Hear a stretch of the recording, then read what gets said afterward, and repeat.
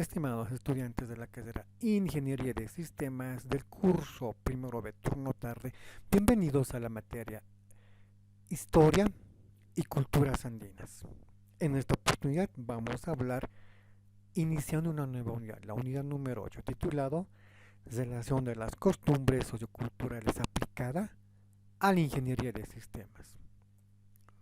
¿Cuán importante es hablar acerca de otras culturas, otras costumbres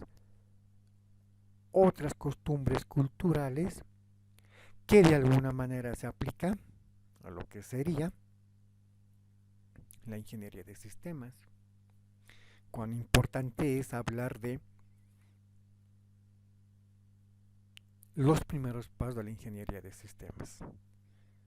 No es de montarnos a 1940 con los primeros modelos de computadoras, no es de montarnos a la máquina de Alan Turing que podía decodificar varios mensajes que luego se aplicaron a la matemática, a la computadora.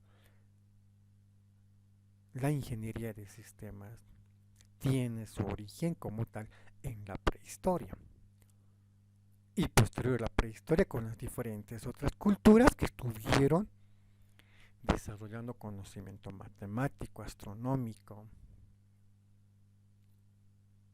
filosófico, teológico,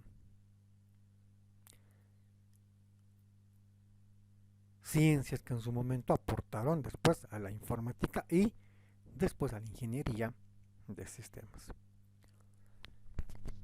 Entonces vamos a empezar a hablar un poco de lo que es la ingeniería de sistemas como tal en un primer momento. Y esto con sus primeros pasos en la prehistoria. La historia de la ingeniería de sistemas en la prehistoria entonces va a tener su inicio con la aparición del hombre en la prehistoria. Ya en una unidad pasada habíamos desarrollado cuál fue el proceso de la hominización, de la evolución humana, de la aparición humana, y habíamos indicado que esto aparece con el hombre, con el procónsul, con el Keniapithecus, con el Ramapithecus, y pasando por todos los géneros de la especie. Australopithecus, el hombre fue evolucionando, el hombre fue adquiriendo mayor grado de conocimiento. Y esto a su vez le ha permitido desarrollar un conjunto de actividades propias al desarrollo de su masa encefálica, al desarrollo de su cerebro.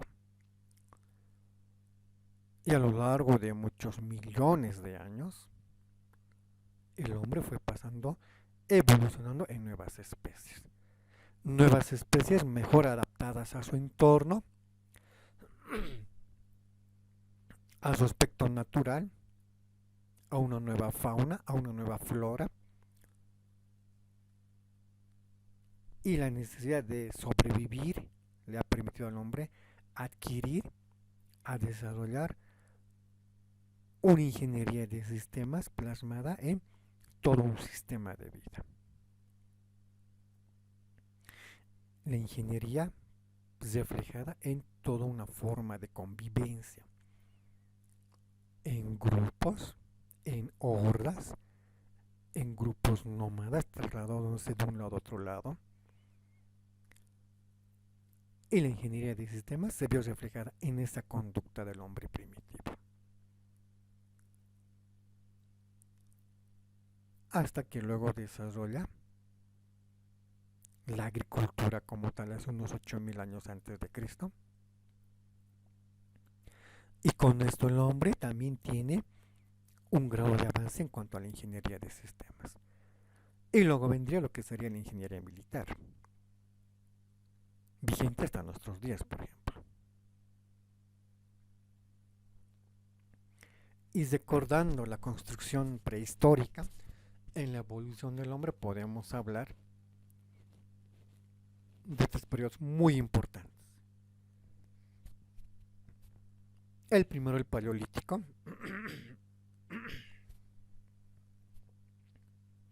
donde el hombre va a empezar a utilizar a la piedra como materia prima. Y de ahí vendrá el nombre para el Paleolítico. Paleo, que viene de antiguo, viejo, y lítico, que viene de litos, que significa piedra. Por lo tanto, paleolítico significará piedra antigua. Y uno de los mayores desarrollos en cuanto a ingeniería tendrá su arquitectura. Una arquitectura reflejada en un primer momento en la búsqueda de un hogar en las cuevas para poder pernoctar, para poder pasar las noches de bajas temperaturas, sobre todo en época invernal,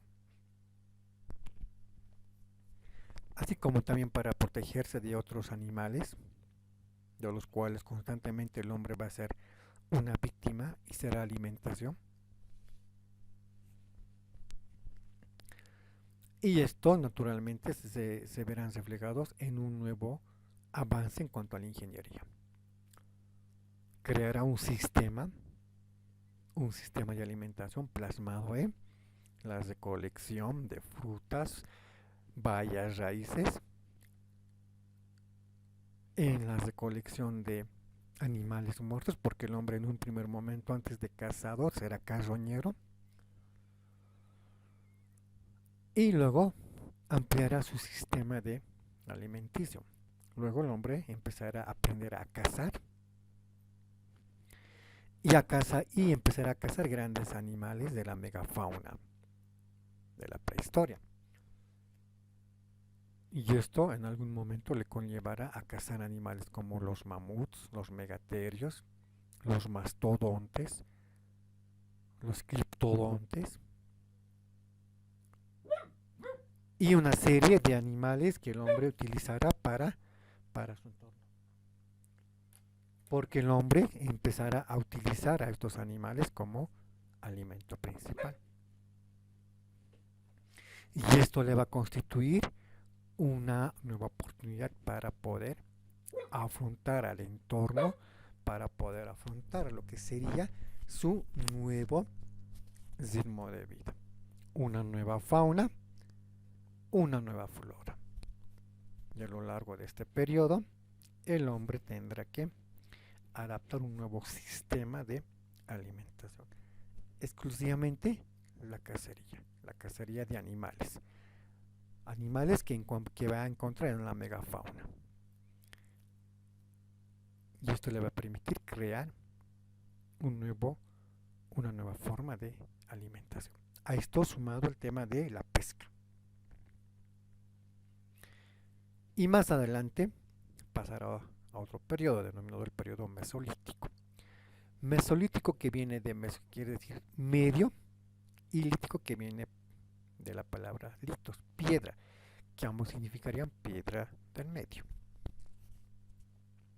En este periodo ya el hombre analizará acerca de las consecuencias de cazar indiscriminadamente y recordará al mamut, un animal que fue su dieta y que terminaría por extinguirse gracias a la mano humana, porque el hombre lo habrá de exterminar.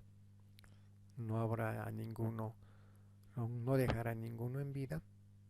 Y al extinguir a su único alimento, también los hombres se extinguirán más adelante. Y los que llegarán a sobrevivir, que serán unos pocos, harán esta reflexión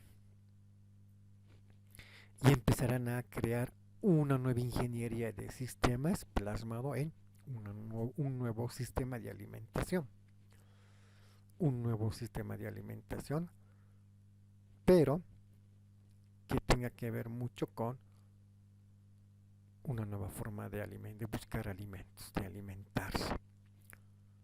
Ya no habiendo animales grandes que cazar, el hombre seguirá cazando, pero ya no lo hará con el mismo interés, con el mismo énfasis de poder cazar discriminadamente. Ahora tendrá que considerar algunos otros aspectos, como el cuidarse de quedarse sin presas, y empezará a optar por un nuevo sistema de alimentación. Y este será la domesticación de animales. Empezará a domesticar animales, empezará a domesticar plantas. En el caso de las plantas, empezar a curiosear, a indagar qué plantas pueden servir y que generan alimento, como el tema de la papa. Encontrará un tubérculo, como lo es la papa.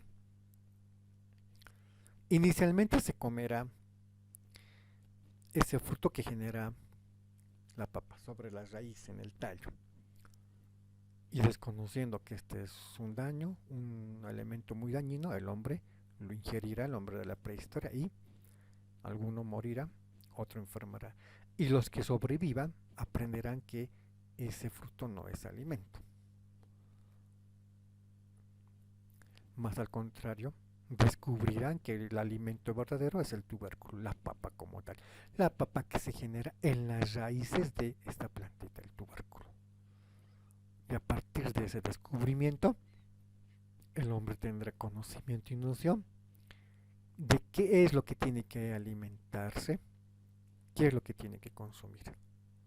Por su parte, en ese intento de domesticación, este tipo de experimentos de alimentación le enseñará al hombre del Mesolítico una serie de qué plantas y qué partes de la planta debe utilizar como alimento y cuáles no.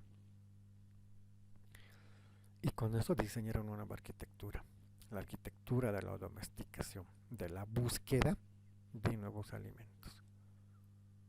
Y a lo largo de ese proceso el hombre aprenderá a diferenciar, a conocer varias plantas que le puedan generar alimento. Por otro lado, esto le ayudará a buscar animales para poder ya no cazarlos, sino esta vez domesticarlos y alimentarse de su carne y de todos sus restos considerados partes de la alimentación humana. Y empezar a construir corrales. Esa será la nueva arquitectura de ingeniería del hombre del Mesolítico. Y con estos dos nuevos procesos de domesticación, tanto en plantas y en animales, el hombre del Mesolítico aprenderá a una nueva forma de arquitectura, una nueva ingeniería de sistemas plasmados en la domesticación de animales y de plantas. Y luego vendrá otro periodo, el denominado periodo neolítico. Neo que viene de nuevo y lítico que viene de litos, que quiere decir piedra, piedra nueva. Ya en este periodo el hombre ya habrá llegado a domesticar perfectamente las plantas y los animales, y esta será ahora su nueva ingeniería de sistemas relacionado en su alimentación, porque el hombre ahora utilizará para su alimentación algo que no había usado antes: los alimentos productos de la agricultura y los animalitos productos de la domesticación, la ganadería como tal. Y esto le obligará al hombre a generar una nueva ingeniería de sistemas y una nueva arquitectura. ¿Por qué? Porque el hombre, como ya tiene corrales y tiene sembradío, ahora ya no puede caminar, ya no puede ser más nómada, ahora tendrá que ser sedentario. Tendrá que construir sus chozas y quedarse a vivir al lado de su corral para cuidar a los animalitos y al lado de su granja, de su cultivo, para cuidar y asegurar que la tierra produzca un buen producto y de esta manera poder alimentar a toda su familia. Este cambio lo va a significar el sedentarismo, que ya no se mueve, se queda ahí hasta que muera, hasta que sea viejito. Y los hijos de sus hijos vivirán de igual manera, sedentariamente, practicando ganadería y practicando agricultura como tal. Y esto se conocerá como la revolución neolítica. Entonces, cuando hablamos de ingeniería de sistemas, podemos referirnos al Medio Oriente, Mesopotamia, Egipto y otros grandes imperios de la antigüedad. Ya después de que el hombre de la prehistoria va a iniciar la revolución neolítica, algunos imperios aparecerán, como Mesopotamia, Egipto, China, Grecia, la India, entre otros.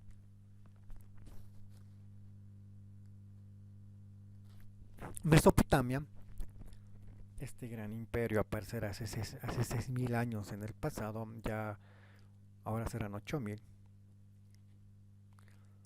Este pueblo se originará entre los ríos Tigris y Éufrates.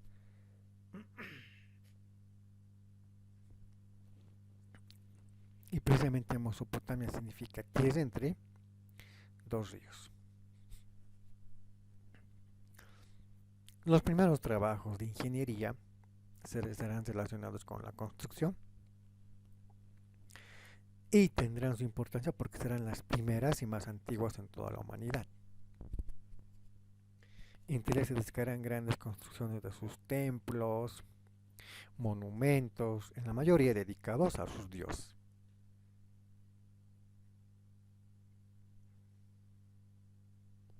Toda vez que Mesopotamia será un pueblo netamente politeísta, es decir, varios dioses, y sobre esa base ellos edificarán su gran imperio.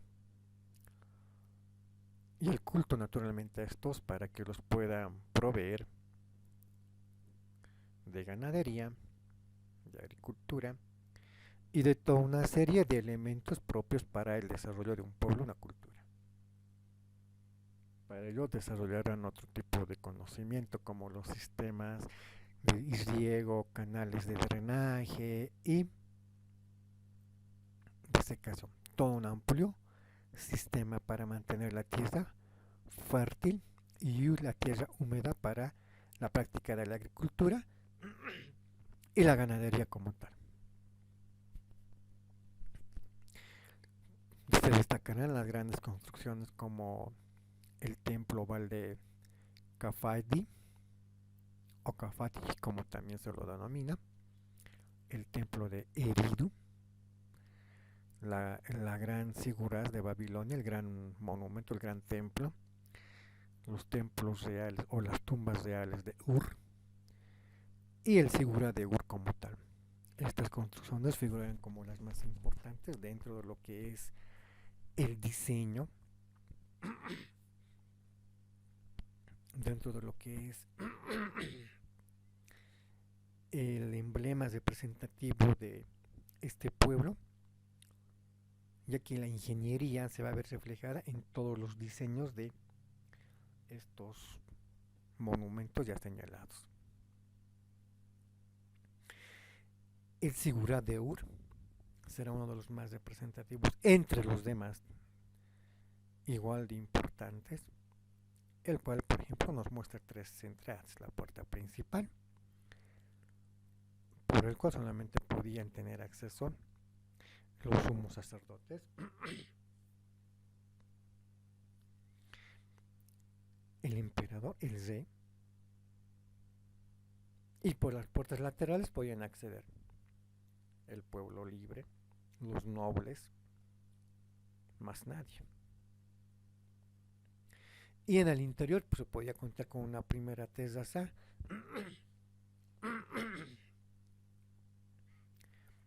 el cual generalmente era utilizada para divisar el entorno del pueblo, de la ciudad, Y era muy, bueno, al que accedía los hombres libres, los altos nobles, los altos comerciantes y naturalmente los sacerdotes, los ayudantes de los sacerdotes y el mismo rey como tal, o la familia real. Más arriba se encontraba la segunda terraza, al que solamente podían acceder ya el sumo sacerdote, los reyes y la familia real.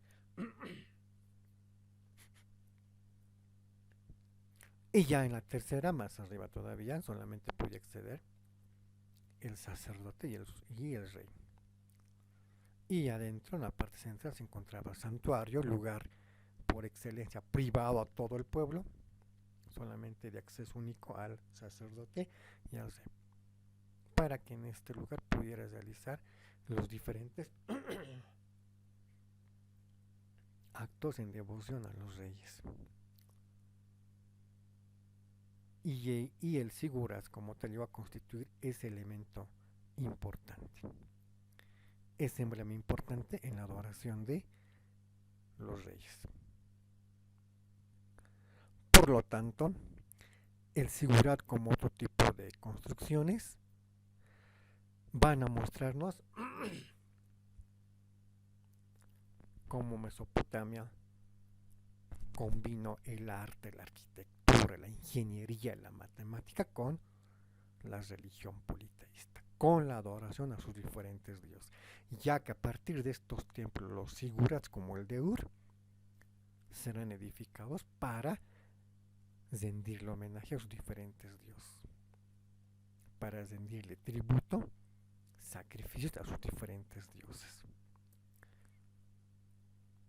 Otro pueblo en este flasheo que nos va a permitir mostrarnos un poco de su conocimiento será Egipto.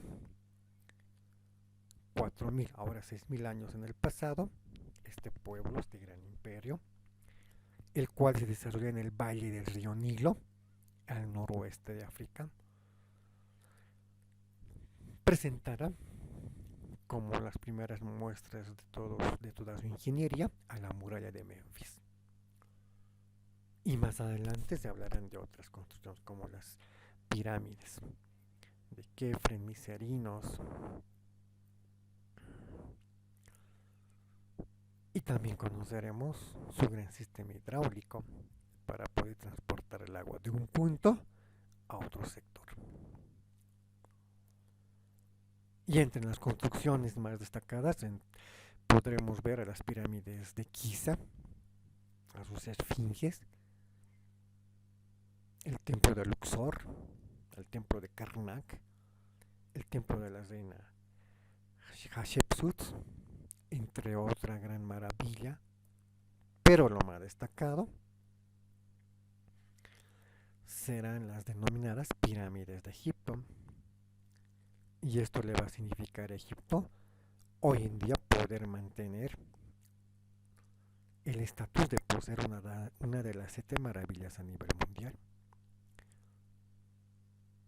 Y a partir de estas construcciones colosales, los egipcios nos van a mostrar un amplio conocimiento acerca de la ingeniería de sistemas. O quien quiera que lo haya hecho estas pirámides nos va a mostrar eso. Que sus constructores poseen un amplio nivel de conocimiento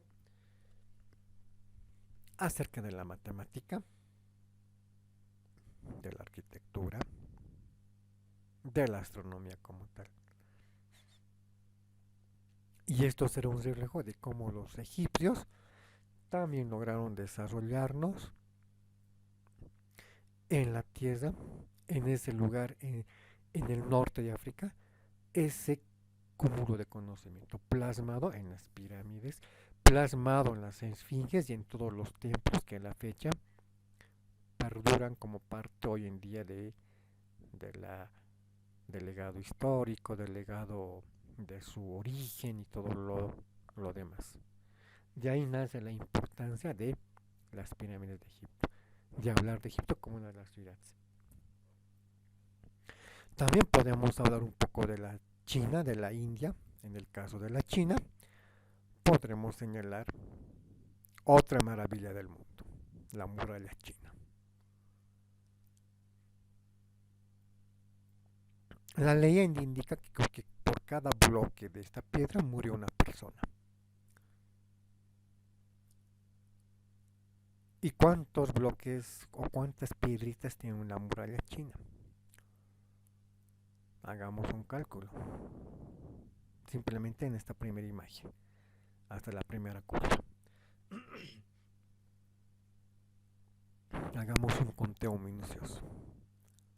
Y si eso es cierto, entonces estamos hablando de que hay muchos cientos de miles de millones que murieron en la construcción de la muralla china. Los datos históricos que nos comentan la escritura china ideográfica nos hablan de que inicialmente la muralla china fue construida para repeler o para evitar las invasiones de otros pueblos invasores a China, como los mongoles, y para evitar que estos entren al imperio, a China, entonces construyeron la Gran Muralla. Y a lo largo de esta se expandieron los miles de vigías chinos, quienes vigilaban el asedio de todos estos pueblos invasores, denominados bárbaros, amenazantes del imperio chino. Lo cierto es que la muralla china hoy en día es considerada como una de las 7 maravillas del mundo, al igual que las pirámides de Egipto. Entonces, la muralla china como tal constituye una muestra de precisión, una muestra de ingeniería de sistemas como tal. Miren al fondo, la muralla atraviesa montañas, atraviesa valles, nevados, y esto es lo más grande a nivel en construcción. La muralla china constituye uno de los perfectos trabajos de ingeniería de sistemas. Para poder diseñar algo como esto, tuvo que aplicarse demasiada matemática, precisión. Y fue tan preciso el conocimiento que se aplicó que hasta hoy en día la muralla china se mantiene vigente. Hoy en día naturalmente ya no se habla de invasiones de los mongoles y otros pueblos. Hoy en día se habla de turismo. Se habla de que ahora la gente viene a invadir la muralla para caminar por su cima, por sus senderos. Hoy en día la muralla es utilizada para caminar, para pasear. Y aún hoy en día mantiene una estructura firme, cual si fuera fortaleza de antaño. Y eso nos está mostrando que los chinos, al igual que los sumerios, o mejor que los mesopotámicos y que los egipcios, también tenían conocimiento matemático. Y este es otro gran legado que nos muestra que los chinos también ya conocen acerca de ingeniería. No olvidemos que los chinos también tuvieron un gran aporte, aparte de este. Ellos diseñaron, crearon, inventaron elementos como el papel, la brújula, el astrolabio, la pólvora, muy utilizada en las guerras en la Edad Antigua,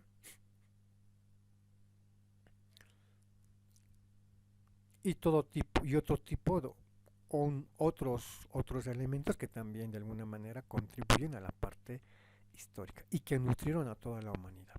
Made in China, por ejemplo.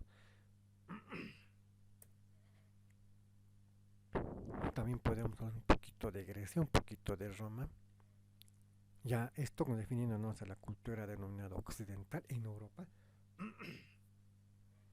Y cuando hablamos de los griegos debemos establecernos, bueno, en otro pueblo, en otra cultura. Y podemos hablar de filosofía, de arte, que fue lo que los caracterizó a los griegos como tal. Grecia dividida en ciudades, en polis, ciudades-estado, en polis, tenía una característica muy importante.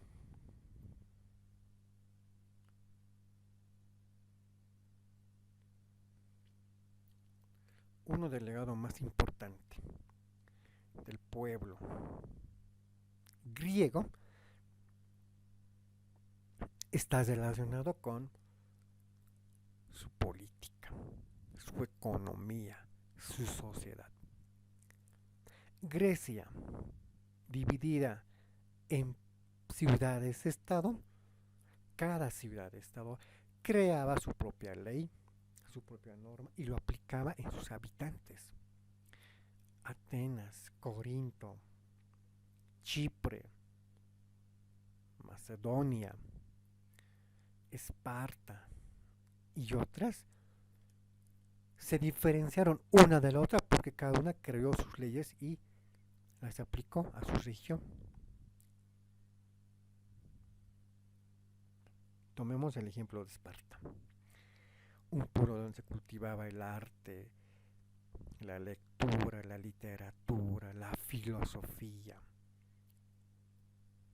la democracia, y enseñaba a sus niños todas estas artes, en paz, en armonía. Si se practicaba algo de arte de guerra, era en un porcentaje reducido. Lo demás fue a las bellas artes. Y de esta manera se cultivaba ahí la filosofía por excelencia. Y tenemos grandes representantes, Aristóteles, Sócrates, Platón. Y de esta manera los habitantes vivían en ese proceso de aprendizaje, cultivando las bellas artes. Lo contrario acontecía con Esparta, o un pueblo desde que nacían los niños, eran sometidos a pruebas de revisión física. Si el nacido o la nacida presentaba algún defecto físico, inmediatamente era arrojada al abismo de los sacrificios, donde era devorado por un lobo. Pero si el niño o la niña no padecía ningún defecto físico, era entregado a la madre y hasta los 9-10 años se encargaba de la crianza de este niño o niña, ya para después pasar en el tema de los varones a ser entregado a los instructores, que les enseñaba lo único, el arte de la guerra. Los preparaban físicamente, los hacían correr grandes distancias en atletismo, en invierno, en otoño, les enseñaban a usar las diferentes armas de guerra. En el tema de las mujeres, les enseñaban al trasquilado de la lana de oveja, al hilado, al teñido, y demás actividades, como la cerámica, la cocina como tal. Y se les enseñaba también un poquito de el arte de la guerra. No les enseñaban democracia. Muy diferente a la enseñanza de Atenas. Y esto marcó ese punto de separación entre una ciudad-estado y otra. Hablamos de Esparta como tal. Entonces, esto también hacía de Esparta una ciudad muy importante. Y aquí también le dio la importancia a nivel histórico. No olvidemos que en el tema de la invasión de Persia se destacan los espartanos, se destacaron de gran manera cuando el rey Leonidas, al mando de un puñado de 300 espartanos, sale a defender contra más de 50.000 y más, aunque la historia habla de mucho más, habla de algo más de 100.000 persas contra 300 espartanos y algo más de 7.000 griegos de diferentes regiones. Pero la historia muestra que gracias a la habilidad de los espartanos, 300 espartanos y unos 12.000 griegos pudieron aguantar la invasión en las Termópilas por parte de los persas. Entonces, tanto Esparta con su arte bélico y Atenas con su democracia y sus bellas artes le dieron a la humanidad un conjunto de conocimiento. Porque ahí se inculcó, como la filosofía de Aristóteles, Platón, Sócrates, como la literatura, el teatro, la matemática, la oratoria, la democracia, la matemática, entre otros elementos. Por ello, Grecia se constituye como uno de los principales importantes en la antigüedad. También allá, no olvidemos, es la cuna de las Olimpiadas, las primeras actividades de deporte de esta región, como actividades como el atletismo, el lanzamiento de la jabalina, del martillo, la natación, la competencia de balsas, de los remeros y otro tipo de deportes que se iniciaron en Grecia. Y el legado más hermoso que hoy se cuenta que Grecia es uno de los pocos países que mantiene su idioma desde la antigüedad. Y entre los aportes a nivel de ingeniería podemos hablar de sus construcciones, sus templos como tal, en algunos casos a sus diferentes dioses. La topografía va a constituir un conocimiento que se va a heredar de los griegos y lo van a utilizar diferentes otras culturas. Y esto se va a ver en los diferentes diseños que se va a conocer a partir de el estudio de papiros por la historia. O el tema de los refuerzos con hierro forjado en las vigas de los diferentes templos hechas con el mármol. Y esto será un gran logro aparte de la ingeniería. Y también ellos van a mostrar un conjunto de personajes que van a destacarse por su aporte en esta actividad, la ingeniería de sistemas. Bien, quedamos aquí la clase de hoy. Tengan todos ustedes un gran resto del día. Abríguense mucho, cuídense mucho. Mil bendiciones y muchas gracias.